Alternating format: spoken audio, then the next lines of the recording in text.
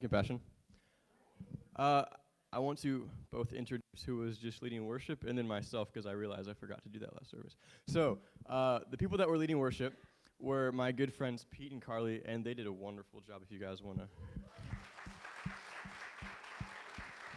yeah. And so, yeah, I've known them for a while, and they're really great people who love the Lord a ton. And then I'm Nathan. I'm the student minister here, and Al is out of town this week, so I'm going to be giving you guys the last week of Made for Mondays, which is our sermon series about taking what we have here, but beyond Sunday and into the weekdays and into our daily lives. And so the last week, the topic is contentment, and we're going to be talking about what does it look like to be content in every area of your life? And what does it look like to live in this place of constant contentment? And before we get into that, I want to explain to you guys the difference between contentment and complacency, because I think that it's super important that there's a awareness of the difference. And that would be this. I'm just going to read the definitions. Contentment is just a state of satisfaction, living in a continuous state of satisfaction. But complacency is an uncritical, unaware satisfaction of yourself. And so the difference is this, is the first one, contentment, when you're in a state of satisfaction, if you're really living in contentment, right, which means receiving your satisfaction from the Lord, then you're going to continue to grow and you're going to continue to move forward. But if you're in a state of complacency, an uncritical, unaware satisfaction of yourself, then one, you're uncritical and you're unaware, and two, you're satisfied in something that can't actually satisfy. And so you're not going to grow, and then you're going to continue finding yourself dissatisfied. And so we're going to talk about contentment, and we're going to talk about what it means to live in a place of satisfaction, but unlike complacency, we're not staying in one place. We're moving in contentment. We're moving forward in contentment and growing in contentment. And so I want to share with you guys an illustration real quick, and I'm actually going to go off of the illustration I used last time I spoke. And so I'll just recap that real quick for those of you who weren't there. Last year I had the privilege to hike up one of these high peaks in New York, and it took a long time, and I didn't bring enough water, and so by the time I was getting to the top, I got really dehydrated, and it was really uncomfortable. And another thing is that as you get closer to the top, the oxygen starts to get a lot thinner, and like the trees start to shrink down, which is really cool looking, but it's as a result of the fact that there's a lot less oxygen. And so I'm getting to the top of this mountain, and I'm super thirsty, super dehydrated, and the oxygen is getting thin, so it's getting more difficult to breathe. And as I'm getting up to the top, I remember being so discontent and so dissatisfied, and I was so upset because I didn't want to be there anymore, and I knew that once we got to the top, we also had to go a couple hours back down to the bottom. And I remember thinking, I just wish that I was in my dorm asleep, or with a cold glass of water somewhere. But as I reached the top, right, because as you get towards the top, it starts to incline more, which made it even more difficult and made me more dissatisfied because I was thirsty, the air was thin, and now we had to put more effort in to get to the top. And as we're reaching the top, finally we get over like this last peak, and we're standing up there, and all of a sudden, you can see miles and miles and miles of mountain range. And it was incredible, and it was so beautiful, and I forgot that I was thirsty, and I forgot that I was dissatisfied, and I forgot that I was having trouble breathing, because the thing that began to hold my attention was so much greater than my discontentment, and it was so much greater than how thirsty I was. And so I want to talk to you guys about the parallel between that and the fact that we get to look at the Lord. And I want to read you guys Psalm 27, 1 through 8 real quick, and this is what it says. It says, "The Lord is the light of my life and my salvation. Whom shall I fear? The Lord is the stronghold of my life. Of whom shall I be afraid? When evildoers assail me to eat up my flesh, my adversaries and foes, it is they who stumble and fall. Though an army encamp against me, my heart shall not fear. Though war rise against me, yet I will be confident. One thing have I asked of the Lord, and that I will seek after, that I may dwell in the house of the Lord all the days of my life, to gaze upon the beauty of the Lord, to inquire in his temple. For he will hide me in his shelter in the day of trouble. He will conceal me under the cover of his tent. He will lift me high upon a rock. And now my head shall be lifted up above my enemies all around me. I will offer in his tent sacrifices with shouts of joy. I will sing and make melody to the Lord. Hear, O Lord, when I cry aloud. Be gracious to me and answer me. You have said, seek my face. And my heart says to you, your face, Lord, do I seek. David is in this impossible situation, right? And it says his evildoers are assailing me, that there's armies encamping around him. He's in a situation where he should be extremely discontent and dissatisfied, where he should be upset with the Lord, right? By our standards, he should be saying, God, I'm your chosen king. I'm a man after your own heart. And yet, he says, I'm going to sing shouts of joy. He's going to make a melody. He says, I'm going to praise the Lord. He says he's confident and he doesn't fear. And how is that even possible? And it's because when he comes before the Lord, when he prays, he asks one thing. He said, one thing have I asked, to dwell with the Lord and to gaze upon his beauty. And if you keep reading, towards the end it says, you have said, seek my face. My heart says to you, your face, Lord, do I seek. So I want to propose to you that the reason David was able to be so content in this impossible situation is because the answer to discontentment is gazing, is looking and beholding the glory of the Lord. And so before we get into what that looks like and how that actually gives us contentment, I want to talk to you guys about the fact that you have the ability to gaze. That one of the results, one of the things you've been given by the blood of Jesus Christ is the ability to behold the glory of the Lord. 2 Corinthians 4:6 says this, for God who said, let light shine out of darkness, has shone in our hearts to give the light of the knowledge of the glory of God in the face of Jesus Christ. That means that light has been specifically placed in your hearts to illuminate your hearts so that you can see the glory of God in the face of Jesus Christ. You have been given the ability to look at Jesus in the face. And that's where your contentment is going to come from. So what happens when we gaze? What happens when we do that? When we begin to look at Jesus in the face? I want to read you two passages. First, Hebrews 12:1-2, it says, therefore, since we are surrounded by so great a cloud of witnesses, let us lay aside every weight and sin which clings so closely, and let us run with endurance the race that is set before us, looking to Jesus, the founder and perfecter of our faith, who for the joy that was set before him endured the cross, despising the shame, and is seated at the right hand of the throne of God. And there's two things I want to pull out of this. First, it says, lay aside every weight and sin which clings so closely. You have the ability to lay aside the weight and lay aside the sin. And it doesn't even say lay aside some of the weight or lay aside some of the sin. It just says lay aside every weight and sin which clings so closely to you. Which seems so difficult and so impossible sometimes, right? But I want to propose to you that dissatisfaction and discontentment comes when we live a life more aware of the weight and the sin than of the Lord. But it says we can lay it aside, and then it says how? It says looking to Jesus, the founder and perfecter of our faith. You have the ability to lay aside the weight and lay aside the sin by looking to Jesus. We often live in our sin a lot longer than we need to because we're not focused on Jesus. We're focused on overcoming sin.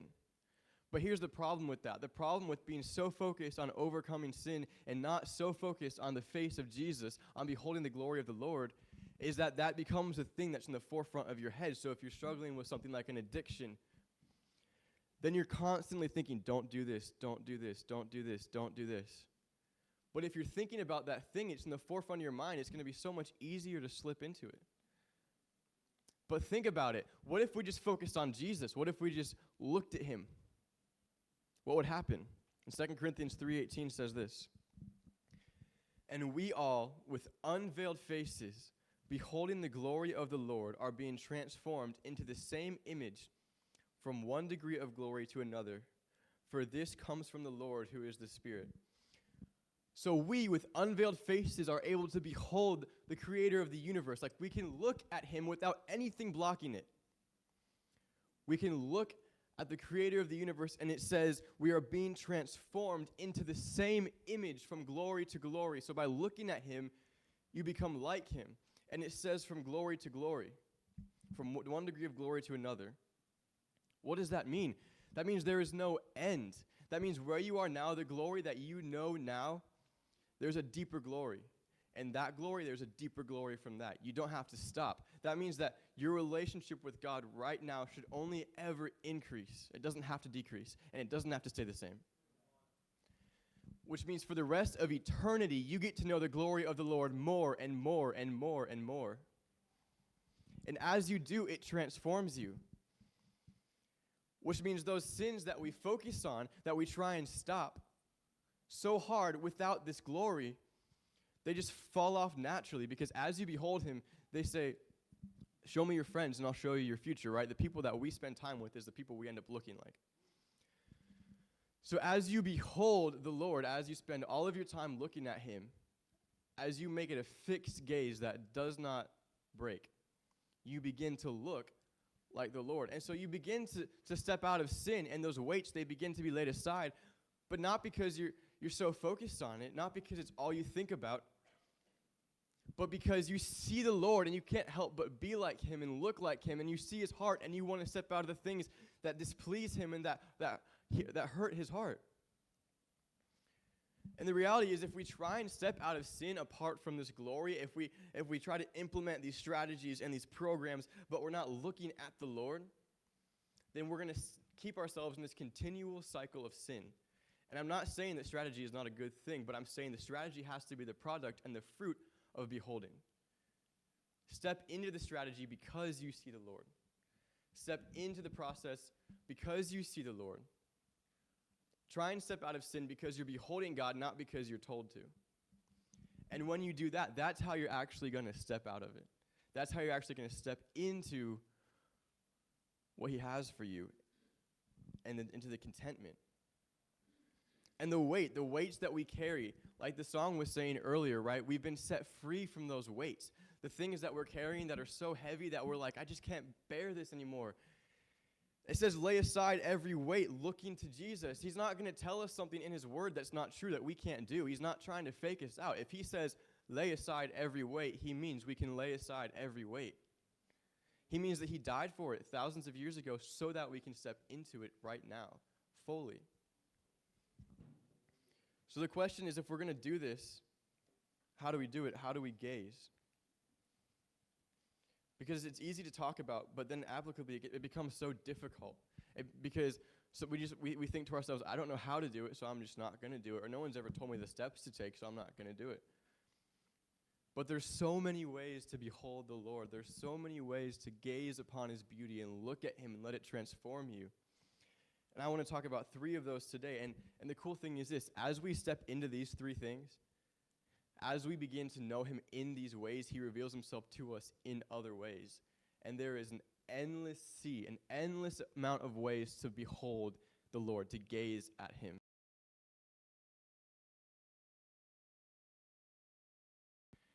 And like it says, from one degree of glory to another, it just increases and it just gets easier and better. But one of the hardest things is taking that first step into beholding, because your flesh is going to fight you on it. Your flesh does not want this, because this is stepping into freedom from your flesh. And so I want to encourage you guys, before I talk about this, to just decide in your hearts right now that you're going to begin to do these things, that you're going to begin to behold the Lord, that you're going to begin to step into this awareness of who he is. The first thing I want to talk about is his creation. We can behold him we can gaze upon him in his creation. I want you guys to think in your head of the most beautiful thing you've ever seen in your life. Think of something that is so beautiful that it blew your mind and you were just like, whoa, this is insane. How is this even possibly this beautiful? That thing is only a shadow of the beauty of the Lord. The most beautiful thing you've ever seen is only a shadow, and a combination of all the beautiful things you've ever seen in your life are still only a shadow of the beauty of the Lord. And so we can behold him through his creation. We can behold him through looking at each other, right? You can look at your spouse or your friends or your kids, and you can see the beauty in them, and you can behold God because he's revealed himself in those things. And you can begin to really know his beauty.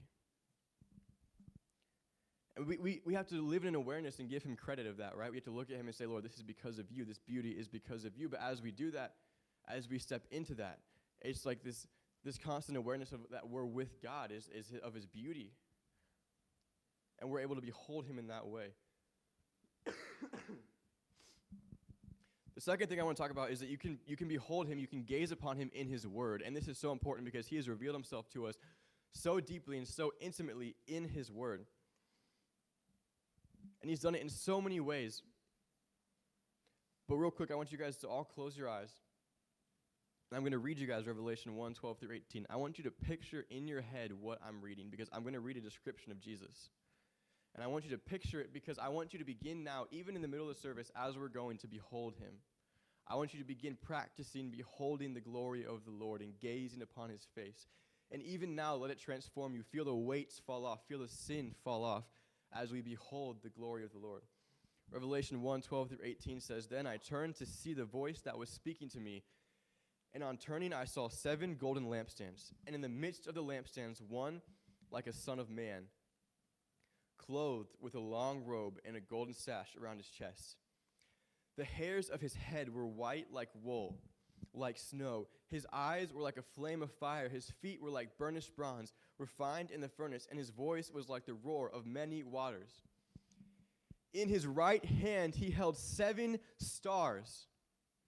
From his mouth came a sharp 2-edged sword, and his face was like the sun shining in full strength. When I saw him, I fell at his feet as though dead, and he laid his right hand on me, saying, Fear not. I am the first and the last, the living one. I died, and behold, I am alive forever. I have the keys of death and Hades. That's what Jesus looks like. And that's just a piece of it. You can see all throughout the Bible how beautiful he is. You can see his characteristics and his attributes. You can see what it is that he does, what it is that his heart longs for, what it is that breaks his heart. You can see so many things of who God is. You can see the face of God all throughout Scripture. But we just have to look. We have to get ourselves to that place where we're saying, all right, God, like, I'm not going to sit down in Scripture today because I need to do my Devo. Or I'm not going to sit down to try and learn something specific. And there is a time and place for that. But we need to sometimes just sit down and read his word to behold him. Sometimes we need to sit down and read his word just to be with him, just to look at him and just to let it wash over us and transform us. The last thing I want to talk about in terms of how we can gaze to him is worship. And worship is probably my favorite way to look at the Lord because it's such a beautiful, important, necessary process that God has given us to know him. And this is what it is. This is what worship is. Worship is looking at God and then letting that beholding, that gaze bring you to a response. And then living in that response. And that response is worship. But then that response actually brings you to a deeper awareness of God. And as you know God deeper, you begin to respond more. And as you respond more, you begin to know God deeper. And it's this cycle that never has to stop. You can continue to know God deeper just by looking at him, just by seeing his glory. And you can't help it. You have to respond. If you see the face of the living God, you have to respond. And as you respond, you have to look back to him because nothing else satisfies. And then you get to live in this back and forth for the rest of eternity, and that's what worship is. And worship is like that in every single thing we do. Worship is not just music on Sundays. Worship is not just listening to YouTube on your phone. Worship is the way that you live your life, the way that you respond to seeing the beauty of the Lord. Amen. So you can respond to that in everything. In every breath you take, you can respond to the glory of the Lord. In everything you do, whether you're preparing a meal, whether you're eating a meal, whether you're spending time with friends, whether you're driving your car, anything can be a response to the glory and the beauty of God. And here's the cool thing, taking it back to the sin, right? If you're only responding to the beauty of the Lord, then you're only going to respond to things that are of the Lord, and that helps you step out of your sin. And so worship is going to transform us, and we can do that everywhere, which means we can do that here too when we're worshiping together as a corporate body, as a community. Like, let's let ourselves be free to look at God, and as we look at him, to respond to that. And as we respond to that, to take us into a greater awareness of who he is. And that cycle can deepen here. That cycle as a body of believers together. We can do that. We can see and respond and see and respond. And if that's the flow of our life, if that's how we're living our life, we're going to step into the abundant life that Jesus promised us. So, what does all of this have to do with contentment then? How can we applicably take these things, this gazing, this beholding, which is so incredible and so powerful, and step into perfect contentment with it? And there's two steps, there's two things that I would say are necessary to live in contentment. And the first thing is what we've been talking about this whole time, which is fixing your gaze to behold the glory of the Lord. And you cannot, I promise you cannot be content unless you're doing that. It's 100% impossible. You have to fix your gaze. But the second thing is a result of that, and it's seeing life around you through the fixed gaze. It's seeing everything around you through the fixed gaze of looking upon Jesus and letting it transform you, and what the result of that is. And the result of that is a limitless amount of things. But I'm going to speak to three specifically, especially when it comes to contentment. Right? Because we're discontent when we don't like what's going on around us, or we're discontent when we struggle with the people around us. And so the first thing that I would suggest to you is that as you look at God, as you behold the creator of the universe, the lover of our souls, as you look at him, you begin to see his heart. And as you see his heart, you begin to have his heart. And I think one of the biggest aspects of discontentment in our culture is people, because we look at the people around us and we're discontent with them. We get annoyed with them, or they're not living up to our standards, or we wish they were just a little bit different or a little bit better, or the person at work just keeps making these comments that are getting on your nerves, right? And so you live in this discontentment because you're like, God, why are these people around me? These people are frustrating me. I can't live with these people. Life would be so much easier if these people just weren't here. There's this one person that I have to interact with a couple times a week, but if they just weren't there, life would be so much easier. But if you look at God's heart, if you gaze, if you behold God and you begin to have his heart, then you begin to see those people through his heart. You see their potential. You see his love for them. You see his desire for them to know him. And then you see that maybe these things that they're acting out of, these things that annoy you and frustrate you, are a result of the fact that they don't know the creator of the universe. So they can't help it. They haven't been exposed to perfect love.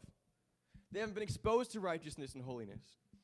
And then your heart begins to break for them, and you see them differently. You don't see them as annoying. You don't see people as not meeting your needs or your standards. You see them as beloved children of God who need to be shown grace and mercy, just as we were shown grace and mercy. And you see them as people who have potential for the kingdom. You see them as people who have potential to be worshipers and glorifiers of God. And then they become beautiful to you. And you step out of that discontentment and into the contentment of looking at these people. The second way we receive contentment through gazing is you'll begin to see God's will in general for your life and for the life of others. Because if you're looking at God, you can't help but see his will because he's revealing it to us constantly. We just have to be looking. And so fix your eyes on God, and you'll begin to see his will for your life and for the lives of those around you. And that makes 100% difference, because here's the reality of the situation is, as we sit in these circumstances that we're discontent in these situations, right, with these things that seem hard, that seem difficult, we're like, God, why would you let this happen to me and my family or me and my friends? Why am I in this situation? Why am I in this work environment? And we sit and we're so dissatisfied. But if we begin to see the will of God, we see why we're there. Because what if we're in this environment at work or in this difficult situation at home because we're the only ones who have the light in our hearts? What if we're in this situation that seems impossible to us, but is more impossible to them because they don't know God? And they need to know God. And so God places us here to be his light, and even though it's not always fun for us, it's necessary and so much more important, and it's out of his love for us and his love for them. But the problem is sometimes we don't look to God, so we don't see his will, so we get put in these situations where there's so much opportunity for change, for people to see God, but we sit over here in the corner and we pout.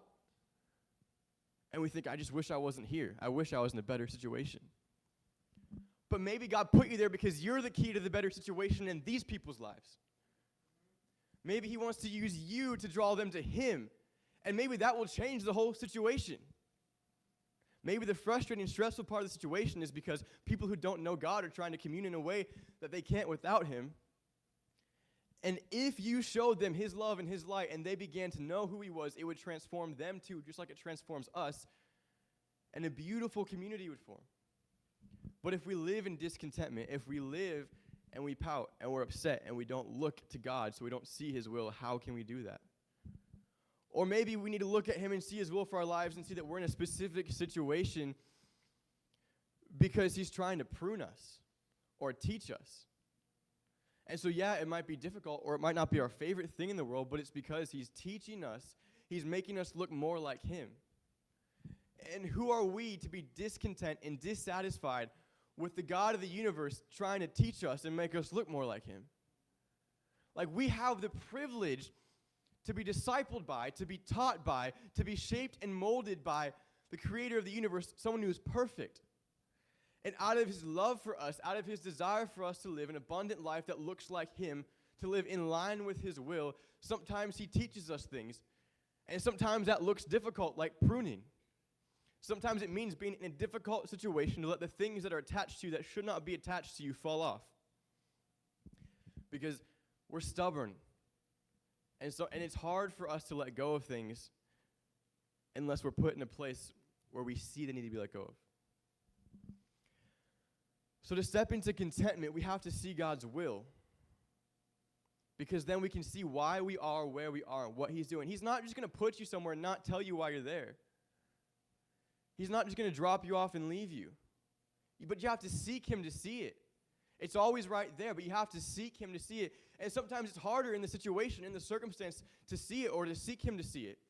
Because you're overwhelmed, and that's why you have to make a habit of doing it now. You have to make a habit of seeking him in everything now, so that when those difficult things come, those things that we become so discontent in, it's already a habit. And we just look to him, and we say, God, what are you doing? God, this is hard, but I know it's your heart. What is going on? God, you promised to work all things for my good, and I believe you, but how are you working this for my good? The last thing to step into contentment is that as you gaze upon him, you will begin to see his intentionality in your life. And that's such a beautiful thing because he's God, right? He knows everything. He's fixed everything. And he is so intentional in your life. But you're not going to see his intentionality if you're not looking at him because you're not going to know how he works and how he moves and what he does.